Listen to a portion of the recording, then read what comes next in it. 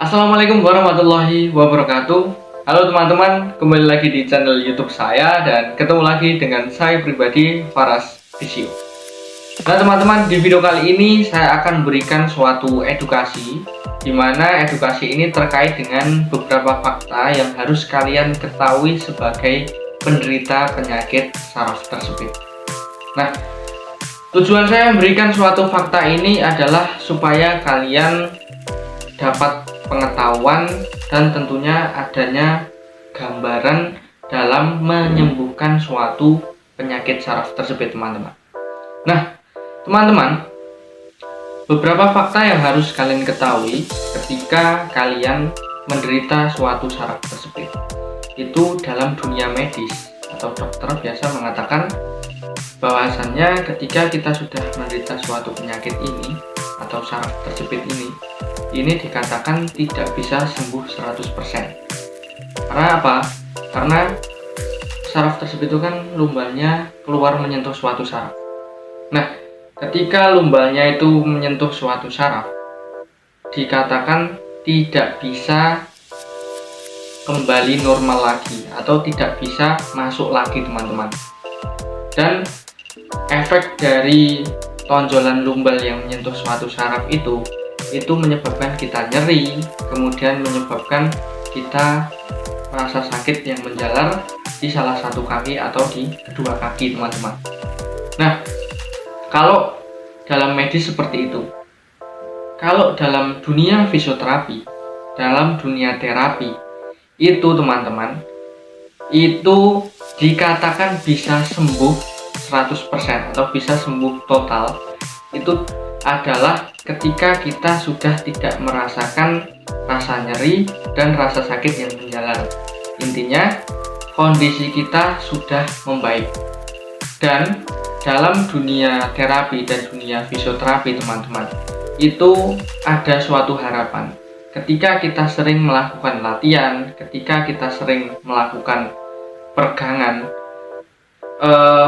kita tidak hanya merasakan suatu rasa nyerinya hilang, rasa sakitnya hilang, tetapi lumbalnya atau bantalan tulang belakangnya tadi yang menyentuh saraf itu ada harapan bisa memiliki space atau bisa memiliki suatu ruang seperti ini. Jadi tadi kan menyentuh seperti ini, ada sedikit ruang seperti ini ketika kita rutin melakukan suatu peregangan, rutin melakukan suatu latihan-latihan yang digunakan untuk menguatkan tulang belakang. Jika tulang belakang kuat, itu lumbalnya akan memiliki space seperti ini. Sehingga apa? Sehingga lumbalnya ini tidak menyentuh saraf dan kita tidak merasakan suatu rasa nyeri dan rasa sakit yang menjalar. Itu sama kasusnya dengan saya pribadi, teman-teman. Saya dahulu sudah divonis benar-benar harus operasi, tetapi saya tidak mengambilnya karena ketika saya terjun ke lapangan, banyak sekali penderita yang sudah melakukan operasi, tetapi dia itu justru tidak sembuh. Dan saya merutinkan suatu latihan seperti peregangan, kemudian berenang, maka perlahan-lahan yang dikatakan dalam dunia fisioterapi itu tadi, yaitu ketika bisa sembuh total atau sembuh, intinya sembuh dari penyakit saraf tersebut, itu ketika kita tidak merasakan suatu rasa nyeri, rasa sakit yang menjalar. Nah, itulah yang dikatakan sembuh dari saraf tersebut, teman-teman, yang harus kalian ketahui. Nah, teman-teman, timbul lagi suatu masalah bahwasannya kemarin banyak juga yang bertanya kepada saya ketika sudah mulai melakukan latihan untuk memperbaiki kondisi kita, kemudian sudah mulai merutinkan seminggu, 2 minggu, itu kok rasa sakitnya kok belum hilang seperti itu. Justru ada yang memberikan pesan kepada saya ketika rutin melakukannya kok semakin hari semakin sakit ya mas, hanya seperti saya seperti itu. Nah, yang perlu kalian ketahui bahwasannya ketika kita menderita suatu penyakit saraf tersebut, kan kita otomatis merasakan suatu rasa sakit ya teman-teman. Ketika kita merasakan suatu rasa sakit, pasti respon tubuh secara alami itu dia akan berdiam diri. Jadi otomatis kita akan malas melakukan apa-apa, kemudian membatasi melakukan aktivitas seperti jalan, duduk, berdiri, dan lain sebagainya. Sehingga apa? Mengakibatkan otot-ototnya, tulang-tulangnya itu mengalami suatu kelemahan dan mengalami kekakuan. Jadi ototnya memendek, teman-teman. Nah, ketika kalian memutuskan untuk melakukan latihan atau melakukan suatu peregangan, baru kalian lakukan seminggu, 2 minggu, 3 minggu, itu kok justru tambah sakit. Itu adalah sebenarnya respon alami teman-teman yang harus kalian ketahui. Karena apa? Karena ketika kalian melakukan suatu peregangan, itu kan intinya konsepnya itu adalah mengulur otot, kemudian melemaskan otot.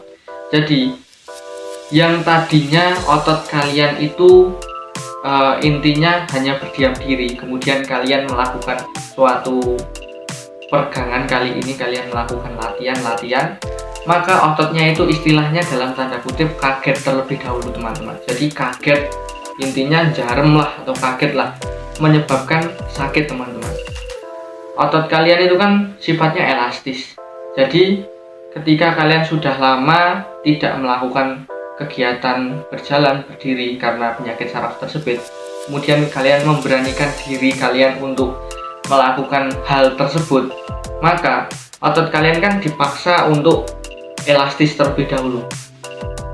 Nah, elastis itu sifatnya itu kan sementara teman-teman, kalau kalian tidak rutin. Jadi misalnya kalian melakukan peregangan itu cuman seminggu itu kalian melakukan peregangan, kemudian kok nggak sembuh-sembuh, kemudian kalian intinya kalian putus.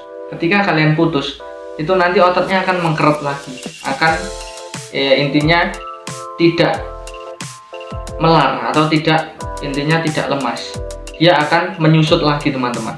Jika kalian memutuskan rasa sakit itu, kalian hentikan melakukan peregangan. Jadi ada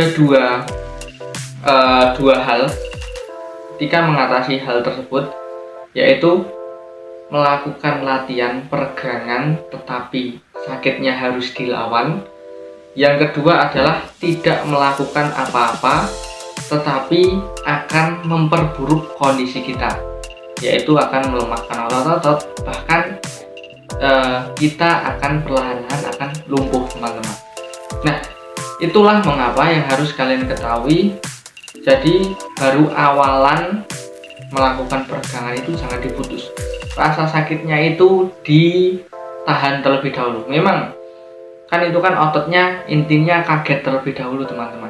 Tetapi kalau kalian rutin, kalian sudah mulai membiasakan, maka perlahan-lahan otot kalian bisa beradaptasi dan tentunya kondisi kalian akan membaik.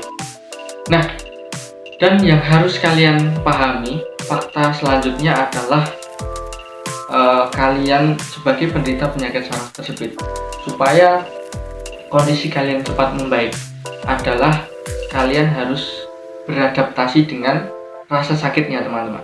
Jadi kalian harus terima terlebih dahulu rasa sakitnya. Ketika kalian sudah terima rasa sakitnya, maka perlahan-lahan kalian akan mencoba ikhlas dan melakukan suatu latihan itu tanpa beban.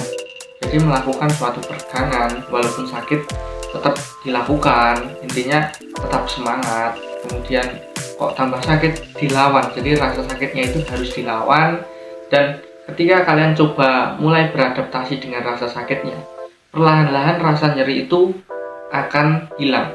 Karena ini sudah saya buktikan dalam diri saya pribadi, bahwasannya ketika kita mencoba untuk beradaptasi, itu perlahan-lahan hati kita akan ikhlas, kemudian kita rutin melakukan peregangan, kita rutin melakukan suatu latihan, maka perlahan-lahan kondisi kita akan membaik, teman-teman. Nah, itulah beberapa fakta yang harus kalian ketahui, dan mudah-mudahan fakta ini dapat memberikan kalian suatu pengetahuan dan tentunya dapat memberikan kalian motivasi serta semangat dalam menyembuhkan suatu penyakit karakter speed ini. Nah, teman-teman, jangan lupa video ini share pada orang-orang yang membutuhkan. Kurang lebihnya saya mohon maaf. Wassalamualaikum warahmatullahi wabarakatuh. Sampai jumpa di video selanjutnya.